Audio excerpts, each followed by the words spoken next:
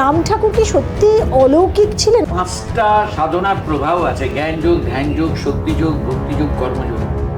ভক্তিযোগের মহত্তম একটি প্রকাশ।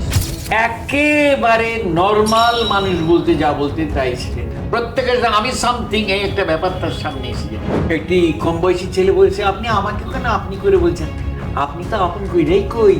যে রাম ঠাকুর রোগ মুক্ত করেন, এটা কি সত্যি? তার কাছে গিয়ে আমি এখন রোগ মুক্তির জায়গাটা পারবো?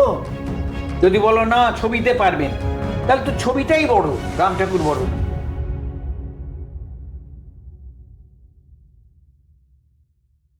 নমস্কার, মাইথোলজি বাই রেনেসার পডকাস্টের আরও একটা এপিসোডে আপনাদের সবাইকে স্বাগত। আজ এমন একজনকে নিয়ে আলোচনা করব যিনি এই বাংলার মাটিতেই জন্মেছিলেন, কিন্তু এমন একজন মানুষ যিনি নিজে কখনো কাউকে প্রশ্ন করতেন না, কিন্তু সবাই তার সামনে গিয়ে মনের দরজা খুলে দিতেন। মানে মনের কথা তিনি পড়তে পারতেন। এটা কি করে? তার মধ্যে কি কোনো অলৌকিক বা কোনো ঐশ্বরিক ক্ষমতা ছিল, নাকি এটা আসলে একটা বিজ্ঞান? কেমন মানুষ ছিলেন তিনি? আমি কথা বলছি রাম ঠাকুরের। আজকের পডকাস্টে আমরা কথা বলবো রাম ঠাকুরকে নিয়ে। আর এটা বলবার জন্য যার কাছে আমরা এসেছি, তিনি আপনাদের সবার প্রিয়, আমাদের পরম শ্রদ্ধেয় পণ্ডিত আচার্য অজয় ভট্টাচার্য। অজয়বাবু, এমন একজন মানুষকে নিয়ে আজকে আলোচনা করব যিনি জানতে চাইব বিশেষ করে, যার অগণিত শিষ্য আজকে বহু জায়গায় ছড়িয়ে, কিন্তু এই মানুষটি কি রাম ঠাকুর কি সত্যি অলৌকিক ছিলেন? অনেকে বলেন যে তার নাকি অলৌকিক শক্তি ছিল, কেউ বলেন ঐশ্বরিক শক্তি ছিল। আসলে কি ছিল? এই শক্তিটা তার কোথা থেকে আসতো? রাম ঠাকুরের কথা যদি এক কথায় বলতে হয়, তাহলে এই আধুনিক যুগে রামপ্রসাদ থেকে ধরে এই আনন্দময় মা অবধি যে প্রসার আমাদের, তাতে রাম ঠাকুরের স্থানটা বলা যেতে পারে মানে আমার খুশিতে না। ভারতবর্ষে যে পাঁচটা সাধনার প্রভাব আছে, জ্ঞানযোগ, ধ্যানযোগ, শক্তিযোগ, ভক্তিযোগ, কর্মযোগ। ভক্তিযোগের মহত্তম একটি প্রকাশ। মহত্তম কথাটা দূর হয়, মহত্তম আর মহা উত্তম। আমি মহা উত্তম হিসেবে বলছি, কারণ মহত্তম বলে আরো আরকের নাম আছে, কিন্তু মহা উত্তম মানে বিরাট বড় প্রকাশ। তার সবচেয়ে বড় কারণটা হলো রাম ঠাকুর, যেটা আজকের মানুষের প্রত্যেকের জানা, রাম ঠাকুর একেবারে নর্মাল মানুষ বলতে যা বলতেন তাই ছিলেন। তার মধ্যে কোনো রকম সামান্যতম ভাবে কোনো রকম জায়গায় কেউ দেখাতে পারবে না, কোনো বর্ণনায় যারা তাকে দেখেছেন লিখেছেন যে তিনি নিজেকে বিশেষত্বর জায়গায় চিহ্নিত করছেন কিংবা জাহির করছেন কিংবা বলছেন আমি বিশেষ লোক, তোমরা আমাকে মান্যতা দাও। তিনি প্রত্যেক ক্ষেত্রে যার সঙ্গে কথা বলছেন তার হয়ে তার জন্য বলেছেন। এ একটা অদ্ভুত ব্যাপার। অর্থাৎ তার কাছে গিয়ে কেউ ইনি আমাদের থেকে কত বড়, কত বেশি বিরাট ব্যক্তিত্ব অভিভূত হয়ে হারিয়ে যাবে, ওইরকম ছিল না। সে নিজের একজন মানুষকে পেত, এটাই তার অলৌকিকত্ব। যেমন আমাদের কি হয়, কারোর কিছু বিশেষত্ব হলে সেটাকে একটা সামনে রেখে তার সেই জায়গাটা প্রতিভাত হয়। সিনেমায় বলো, থিয়েটারে বলো, শিল্পে বলো, সঙ্গীতে বলো, খেলায় বলো, প্রত্যেকের আমি সামথিং, এই একটা ব্যাপার তার সামনে এসে যায়। ওনার জন্য যে আসছে তুমি সামথিং হয়ে যেত। কেন তুমি সামথিং? তুমি যে আমার কাছে এসছো তাই তুমি আমার কাছে সামথিং। উনি বলেননি এভাবে, ওনার আচরণটা ছিল তাই, যে তুমি তো আর আপনার জন বলেই সামনে এসছো, সবাই তো আপন। উনি সবাইকে আপনি বলতেন। একটি কম বয়সী ছেলে বলছে, আপনি আমাকে কেন আপনি করে বলছেন? আপনি তো আপন কইরাই কই, আপন বলেই তো আমি আপনি বলে বলি।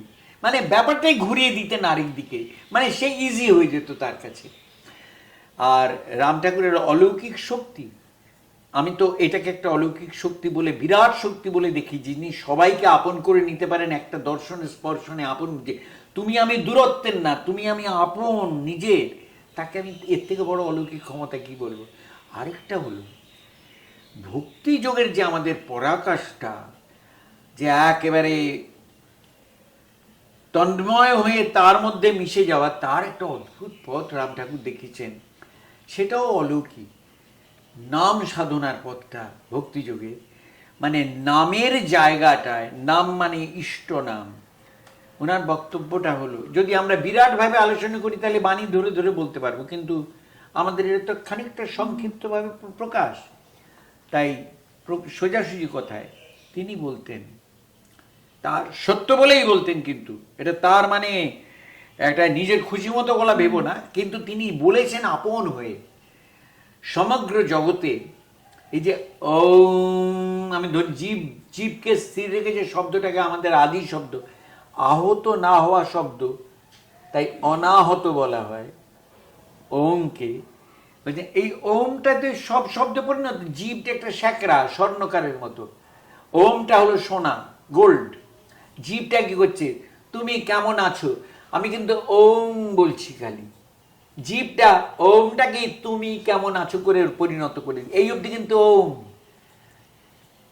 এই যেই তুমি জীবটাকে নাড়লে তো, জীবকে স্থির করে বললে করে সাথে কিছু শব্দ বেরোবে না। তাহলে এই যে শব্দধ্বনিটা, এই শব্দধ্বনিটার সঙ্গে সৃষ্টি, পালন, লয় তিনটে জড়িত সমানভাবে। শব্দের আরম্ভ স্থায়িত্বটা হলো উ, শেষ হয়ে গেল মা, বলে প্রতিটি জিনিস, প্রতিটি স্পন্দলে ওমে চলছে। প্রতিটির একটা আরম্ভ আছে, স্থায়িত্ব আছে, চলছে, শেষ হয়ে যাচ্ছে, সব ওম। আমরা যা কথা বলছি সব ওম, কারণ এই অবধি তো ওমেরই ধ্বনিটা। জীবে সেটা অন্য রূপ নিচ্ছে, এটাকে বলে বৈখরি।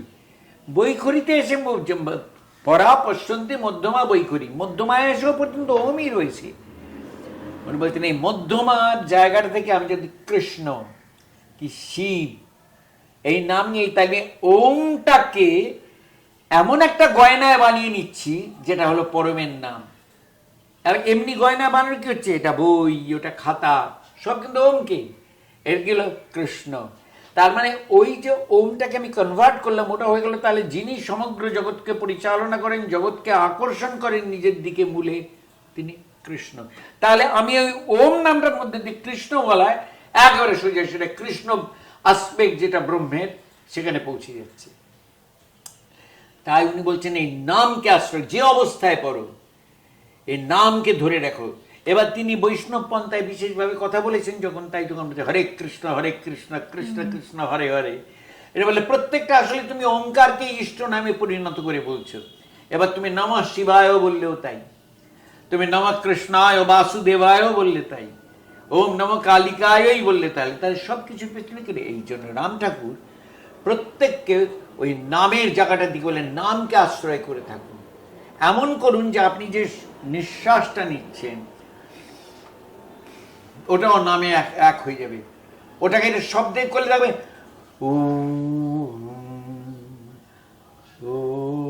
আমি ওম করতে বলছি না, ওটা ভাবের সঙ্গে ওই নামটা জারিত থাকলে আমার নিঃশ্বাসটা হয়ে যাবে তার নামকরণ।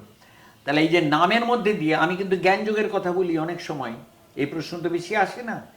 এবার যদি এদিক দিয়ে বলি ঈশ্বর আছেন, এইটি যদি আমার মধ্যে অ্যাকসেপ্টেড ভাবে থাকে বুদ্ধির গোড়ায়, মনের গোড়ায়, সেটা হৃদয় নিয়ে নাও। বল তুমি আছো, আমিও নিয়ে আমার কোনো প্রশ্ন নেই, কল্পনা নেই, বিশ্বাস, আলোচনা নেই, দরকার নেই। তুমি আছো, আমি জানি, মানে অ্যাকসেপ্টেড এখানে। এইবার নাম দিয়ে তাকে ধর, তুমি তোমার আপন হয়ে যাবে। তুমি নামের অনুরণনে তাকে পাবে। নাম শব্দটা দিয়েই তাকে কবে পাবো না, তার পাচ্ছ। এত বড় কথা কে বলেছে বলো? তুমি পাবে না, তুমি পাচ্ছ, তুমি পাচ্ছ। এটা রিয়ালাইজ করো। তোমার মধ্যে নাম হিসেবে তিনি আছেন, তুমি খালি জাগ্রত হচ্ছ সেটাই। তোমার এটাই তখন মন্দির, তখন তুমি ওই মন্দিরে যাওয়ার ভাব না, এটাই তোমার কীর্তনের জায়গা, এটাই তোমার যা কিছু করছো সমস্ত রয়ে যাচ্ছে তার ভজন কীর্তন। এটা দিয়ে তুমি খাচ্ছ, ঘুমোচ্ছ পর্যন্ত তার কীর্তন ভজনের অঙ্গ হয়ে যাচ্ছে। তোমার প্রতিটি নিঃশ্বাস হয়ে যাচ্ছে তার নাম করা। না হইব কেবলম, তাই তাকে তো কৈবল্যনাথ বলা হয়। এই নাম তোমাকে সেই কেবলের জায়গায় নিয়ে যাবে। এবার তাহলে কথা জ্ঞানযোগ ভক্তি যোগের কথা বলেননি, উনি তো শিখিয়েছেন ভক্তির পথটা বেশি। যেমন রমণ মহর্ষি, তুমি কে, তোমাকে মূল সোর্সটাকে, মৌলিক আমিটাকে চেনার পথ শিখিয়েছেন। তার মানে রমণ মহর্ষির নামের পথকে অস্বীকার করেছেন হৃদয় দিয়ে তা না। ওনার কাজ ছিল, উনি শিখিয়েছেন বুদ্ধির পথে, রাম ঠাকুর শিখিয়েছেন হৃদয়ের পথে। যেমন তৈলঙ্গ স্বামী শিখিয়েছেন প্রাণের, বামাখ্যাপা শিখিয়েছেন প্রাণের পথে, তৈলঙ্গ স্বামী শিখিয়েছেন আমাদের মনের পথে, মনের সংকল্প বিকল্প ছাড়াতে ছাড়াতে। এই স্বামী বিবেকানন্দ শিখিয়েছেন বিবেকের পথে, কর্মের পথে, কর্মকে ডেডিকেট করে তুমি সেই বোধে জাগ্রত হও। তাহলে এই একটা অদ্ভুত ব্যাপারে রাম ঠাকুরের জায়গাটা তোমায় চিহ্নিত করে দিচ্ছি।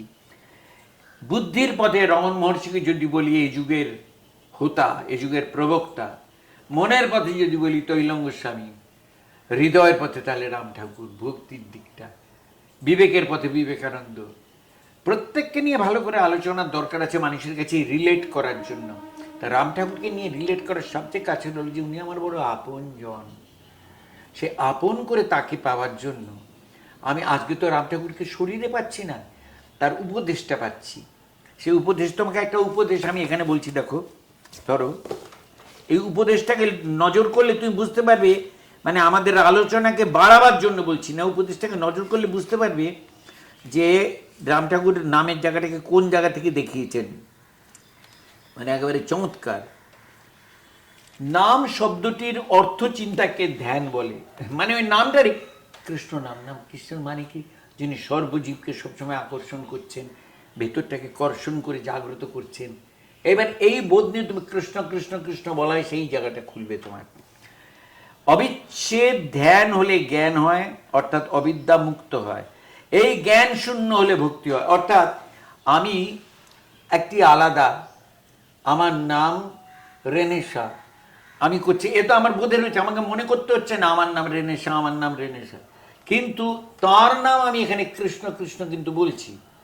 এইবার এই কৃষ্ণময় যখন তোমার নামের জায়গাটা হয়ে যাচ্ছে, নামের ভাবের জায়গাটা হয়ে যাচ্ছে, তখন কৃষ্ণবোধটা জারিত হয়ে যাচ্ছে রেনেসার মনটা, হৃদয়টা।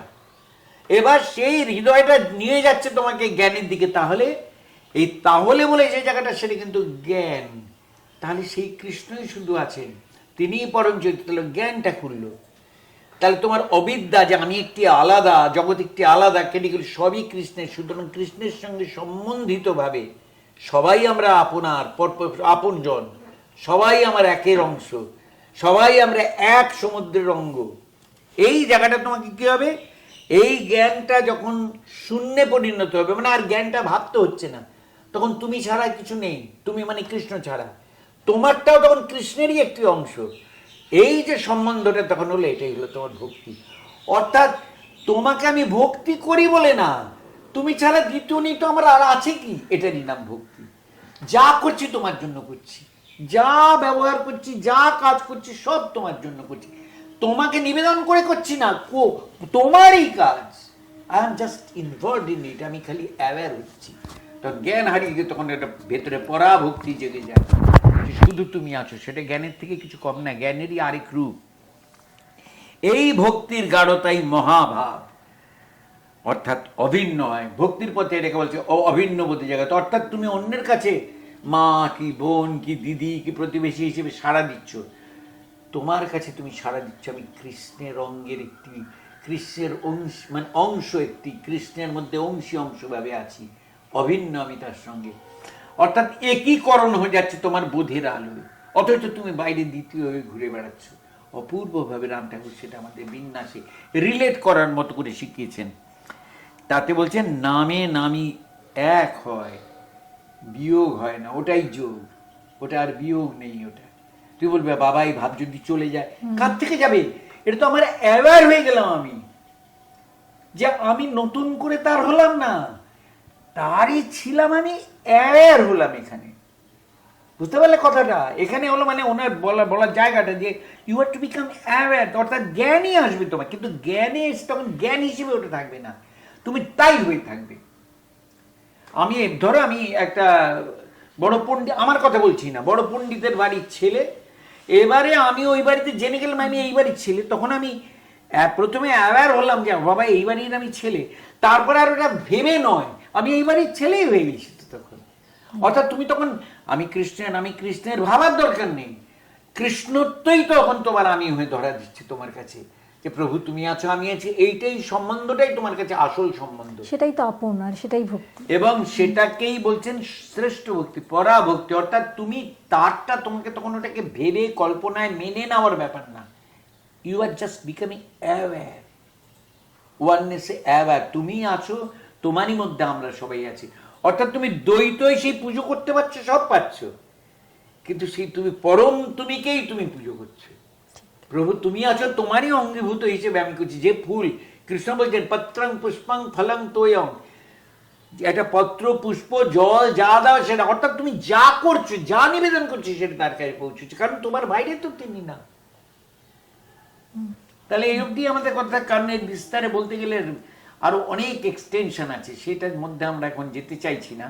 আমি ধরিয়ে দেওয়ার জন্য, আমি যেটুকু ধরতে পেরেছি তার কৃপায়, এবারে আমার স্পর্ধা নেই কিছু, কিন্তু বুঝে গেছি ভাব নেই, ব্যাপার নেই, কিন্তু যেটুকু রিভিল রয়েছে আমি তার একটু অংশ তোমাকে বলি। অনেকে মনে করেন যে রাম ঠাকুর রোগমুক্ত করেন, এটা কি সত্যি? দেখো, আমার কেটে গেছে, এখানে ব্যান্ডেড আছে, আমি রাম ঠাকুর গিয়ে আমার কেটে যাওয়াটা সারিয়ে দিন বলে উনি হাত বুলিয়ে দিলেন, সেরে গেল, ওটা তুমি খুব বড় কথা মনে করবে? উনি বলবেন কেন বাবা, ব্যান্ডেডটা আছে, লাগিয়ে নে না। এটা কি রোগ মুক্তি নয়? খুব বুঝে বলো। কিংবা একজনের কোনো টেম্পারেচার, জ্বর খুব বেড়ে যাচ্ছে, বলে আমার কাজ আছে কিছু, তুমি তখন বলি ওষুধটা খাও, ওটা দাও, এটা কি রোগ মুক্তি নয়? তাহলে কি চাইছো তুমি? লোকের আগ্রহটা কতটা তির্যক দেখো, যে উনি ওষুধ ছাড়া করতেন, মানে ম্যাজিক করতেন কিনা, that cannot be a question. হ্যাঁ, তিনি রোগ মুক্ত করতেন। কি বলছেন? একদম। কি রোগ মুক্ত ওটা? তার জন্য যা করলে ভালো সেটা বলে দিতেন। তিনি অনেক সময় ভেষজ ওষুধও পর্যন্ত বলে দিতেন। অর্থাৎ তিনি দেখো আমি কিরকম পারির মতো করে করতেন না, তিনি তার প্রথায় করতেন, সেটা সাধারণের ধরার বাইরে, তাই আমরা ওটাকে অলৌকিক বলছি। তার কাছে আশ্রয় নেওয়ার লোকের কখনো অসুখ হয়নি এরকম গ্যারান্টি কেউ দিয়েছে? তাহলে তার কিছু অসুখ ঢুকলো কি করে? তাহলে তার মানে রোগ আসবে। তিনি রোগ থেকে সরিয়ে যাওয়ার পথটাকে এই তথাকথিত ভাবে করার, তখন ওষুধও তখন 1950 উনি চলে গেছেন বিংশ শতাব্দীর মাঝামাঝি। এই দিয়ে বিচার করে কোনো মহাপুরুষকে, বিশেষ করে রাম ঠাকুরের স্ট্যাচারের মহাপুরুষকে বিচার করে দেখা, কি জানো তো, বলতে পারা সচিন তেন্ডুলকর পাড়ার খেলায় খেলতে পারবে, ব্যাট চালাতে পারবে, একদম তাই। আমি এখানে সচিন তেন্ডুলকরকে বড় করার জন্য বলছি না, একটা বোঝাবে। কিংবা আইনস্টাইন স্কুলের অঙ্কগুলো বুঝতেন। রোগ মুক্ত করা মানে কি? রোগ মুক্ত করা মানে আমি ওষুধ ছাড়া তাকে সারিয়ে দাও, তার মানে এটা একটা, দেখেছো, ওষুধের সাহায্য না নিয়ে সারিয়ে দিল। চমক ছাড়া আর কি হবে? অত হালকা, অত ছোট ছিলেন না রাম ঠাকুর। রাম ঠাকুর নিরোগ বোধে জাগ্রত হওয়ার পন্থা বাদ দিয়ে দিতেন। রোগ তোমার শরীরে হইতে পারে, তোমার ভিতরে কখনো রোগ আইতেই পারবো না, তোমার রোগ আসতেই পারবে না, তোমার আত্মবোধে জাগ্রত যে আসবে। যেমন শরীরে, আমার উনার শরীরে মাঝে মাঝে পেটের গোলমাল, শরীর খারাপ হতো, হ্যাঁ, মানে গ্যাস্ট্রিক, তার মানে আমি তাই দিয়ে বিচার করবো রাম ঠাকুরকে? ধরো রমন মহর্ষির ক্যান্সার হয়েছিল, শ্রী রামকৃষ্ণদেবের ক্যান্সার হয়েছিল, সাই বাবা যিনি সিদ্ধিতে ছিলেন, সাই বাবা শেষে জরা তার শরীরে ভালো রকম আশ্রয় করে নিয়েছিল। এদের স্মরণ করলেও মানুষের এগিয়ে যাওয়ায়, সেটা রোগ মুক্তি না? আমি এই যে মনে জর্জরিত ভাব, মনে আমি ক্লিষ্ট হয়ে আছি, একটু তাকে স্মরণ করলাম, আমার ভাল লাগছে, এটা রোগ মুক্তি না? সুতরাং তা যদি বলে আলবাত রোগ মুক্ত করতে পারতেন। সেই রোগ মুক্ত মানে আমার টাইফয়েড সারানো, কিংবা আমার নখটা বড় হয়ে গেছে, নখটা নখকুনি হয়েছে, সারিয়ে দেওয়া, কিংবা আমার চোখটা এখন এবার পাওয়ার নিলে ঠিক হলো, বললে পাওয়ারের দরকার নেই, আমি করে দিলাম, যাও পাওয়ারটা ঠিক হয়ে যাবে। এই রোগ মুক্ত যদি করতেও পেরে থাকেন, আজকে আমার ওটা জেনে লাভ নেই একটি বড় কারণে, তার কাছে গিয়ে আমি এখন রোগ মুক্তির জায়গাটা পারবো? যদি বলো না ছবিতে পারবেন, তাহলে তো ছবিটাই বড়, রাম ঠাকুর বড় না। কারণ ছবি জিনিসটা কি? একটা ফটোগ্রাফি এক জায়গায়, তাহলে আমি তাকে স্মরণ করলেই সেটা হওয়ার কথা, তাই কি হয়? সুতরাং ওই বিচারে যাবে না। আলবাত তিনি রোগ মুক্ত করতে পারতেন। কোন রোগ? তোমার মনের ভয়ের রোগ, তোমার মধ্যে যে আমি কি পাবো কি পাবো না দ্বন্দ্বের রোগ, এই রোগ মুক্ত তো করতে পারতেনই। তার কাছে গিয়ে এরকম কত লোক ত্রাণ পেয়েছে তার ঠিক নেই। সামান্য তিনি টাইফয়েড সারাতে পারতেন কিনা, কিংবা ইএনটির গোলমাল সারাতে পারতেন কিনা, কিংবা চোখের ছানি সারাতে পারতেন হলেও কিছু যায় আসে না। মানে ওটা হলেও তিনি কোনো বড় জায়গায় এর থেকে একটা উঁচু জায়গায় আসেন, নট দ্যাট। আমার শেষ প্রশ্ন, কারণ আমার মনে হয় যে এটা একটা না, আমার এই উত্তরটা কিন্তু অনেকের কাছে, মানে যাদের এই ক্রিয়াগুলো দেখে ভক্তি হয় তাদের কাছে হয়তো ভালো লাগবে না, কিন্তু কিছু করার নেই, তাকাতে হবে স্পষ্টভাবে। প্রত্যেক মহাপুরুষ, যাদের আমরা মহাপুরুষ বলে জানি, মানে তোমার আমার খুশিতে না, যাদের অবদানে, যেমন রামপ্রসাদ, রামমোহন, বিবেকানন্দ, শ্রীরামকৃষ্ণদেব তো বটেই, শারদা মা তো বটেই, আনন্দময়ী মা, তৈলঙ্গ স্বামী, মামা খেপা, রাম ঠাকুর নিজে, রমণ মহর্ষি, রামতীর্থ, ভারতী কৃষ্ণ তীর্থ, জিড্ডু কৃষ্ণমূর্তি, স্বামী প্রণবানন্দ, পরমহংস যোগানন্দ, শ্রী জগৎবন্ধু, বিজয়কৃষ্ণ গোস্বামী। তুমি ভাবো, এদের জীবন শুধু অন্যদের জন্য দেওয়া, অন্যদের, নিজেরা যে আলো পেয়েছেন দেওয়া, এইটাই তো রোগ মুক্তি করা। সাই বাবা মানে সিদ্ধিতে ছিলেন যিনি, তারপর তোমার দয়ানন্দ সরস্বতী, সহজানন্দ স্বামী নারায়ণ, রামলিঙ্গ স্বামী, তো তোমাকে পরের পর বলে দিচ্ছি, এরা প্রত্যেকে রোগ মুক্ত করতে পারতেন। সুতরাং আইসোলেট করে রাম ঠাকুরকে আমি কেন বলবো? রাম ঠাকুর পারতেন যেটা, তোমাকে আপন করে নিয়ে, তোমাকে নিজেই আমি আপনার জন্য আছি এই করে, তো বাবা এত আপন আমার একজন লোক আছে, বাড়ির বাইরের লোক, তো মনে হবে তোমার তার থেকে বেশি আপন কেউ হতে পারে না। মানে সে তোমাকে তোমার জন্য ধরিয়ে দিচ্ছে, নাম স্মরণ করুন, তিনি আছেন, তিনি আপনাকে সবসময় দেখেন। একটা অন্য জিনিস দিয়ে বলে আমি এই আলোচনাটা শেষ করি। কীরকম যেন, এরকম শরণাগত একজন ভক্ত, সে সবসময় ফিল করে যে যখন যায় তার পাশে পাশে আরেকটা পায়ের ছাপ পড়ে, পায়ের ছাপটা পড়ে, মনে মনে জানে প্রভু আমার সঙ্গে আছেন, আমার পায়ের ছাপও পড়ছে, পাশে ওটা। এবার প্রারব্ধের ভোগ, যখন কষ্ট ভোগ আসে, তখন দেখে প্রভুর পাশের পায়ের ছাপটা নেই। সে একদিন কাতরভাবে বলছে, হে প্রভু, সুখের সময় দেখি তুমি আমার সঙ্গে আছো, পায়ের ছাপ পাই, যন্ত্রণার সময়, দুঃখের সময় কই তোমার পায়ের ছাপটা পাই না তো। বললো, বাবা যন্ত্রণার সময়, দুঃখের সময় যার পায়ের ছাপটা পাও ওটা আমারই, তোমাকে আমি তখন কোলে তুলে রেখে থাকি, তোমারটাই থাকে না।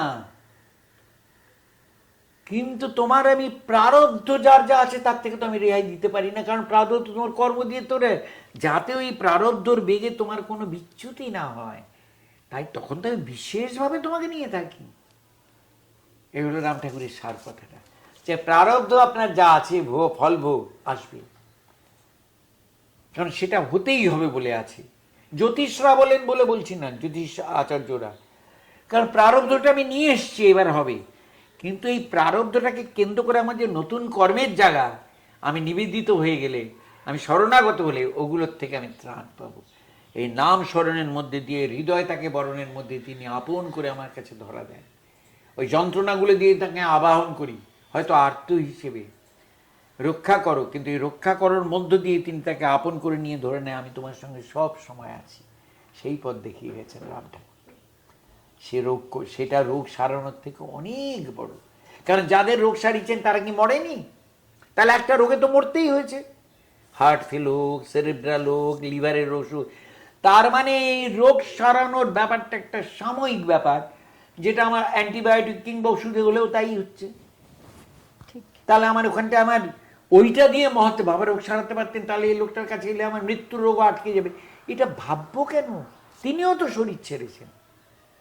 সেই জন্য আজ বুঝতে বলে আজও আছেন, নিশ্চয়ই আজকে না থাকলে তাকে নিয়ে এইভাবে বলা আমার তোমার আমার কি দায়বোধ। তিনি যে সেই মহান্ত পুরুষ, যিনি আধারের পারে জ্যোতির্ময়, তাঁরে জেনে তাঁর পানে চাই, মৃত্যুরে লঙ্ঘিতে পারো অন্য পথ নাই, সেই তাঁর পানে চাই, তাঁরে জেনে তাঁর পানে চাই পথ দেখিয়েছেন। জ্ঞানের পথে দেখিয়েছেন রমণ মহর্ষি, ধ্যানের পথে দেখিয়েছেন তৈলঙ্গ স্বামী, শক্তির পথে দেখিয়েছেন, প্রাণের পথে দেখিয়েছেন বামাখ্যাপা, হৃদয়ের পথে দেখিয়েছেন রাম ঠাকুর, বিবেকের পথে দেখিয়েছেন বিবেকানন্দ। শ্রীরামকৃষ্ণ দেব যদি বলো, তিনি তো সবটা নিয়ে, তারটা জ্ঞান, ভক্তি, ধ্যান, কর্ম সব পাবে। তাই রামকৃষ্ণদেবকে এই আলোচনায় প্রণাম রেখে বলছি, না রেখে বলছি, ভক্তি পথে, হৃদয়ের পথে, কি গৃহী কি সন্ন্যাসী, সবার জন্য রাম ঠাকুর অসামান্য পথ দেখিয়ে গেছেন। যে প্রারব্ধ তোমার আসবে বাবা, প্রারব্ধের ভোগও আছে, কিন্তু প্রারব্ধকে ডিঙিয়ে তার কৃপায় তুমি ওটাকে জয় করার দশায় যেতে পারো।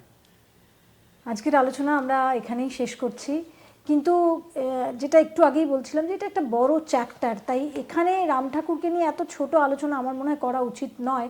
কিন্তু যেহেতু আমাদের সময় সীমিত, আমরা এটা আরও দুটো ফেজে করব, দুটো অধ্যায়ে করব। আজকের অধ্যায় এখানেই শেষ করছি।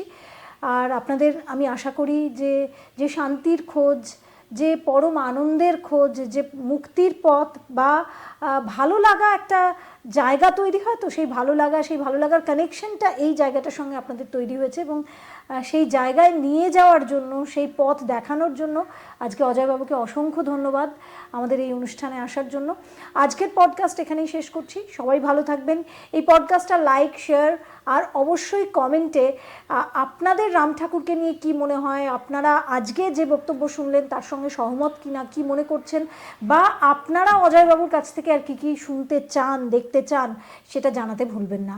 আর অবশ্যই চ্যানেলটা সাবস্ক্রাইব করে নেবেন। আমাদের মেম্বারশিপ অফার খুলে গেছে, তাই আপনারা আরও নতুন নতুন ভিডিও একান্তভাবে দেখতে, এক্সক্লুসিভভাবে দেখতে মেম্বারশিপ অফার নিতে পারেন। সবাই ভালো থাকবেন। নমস্কার।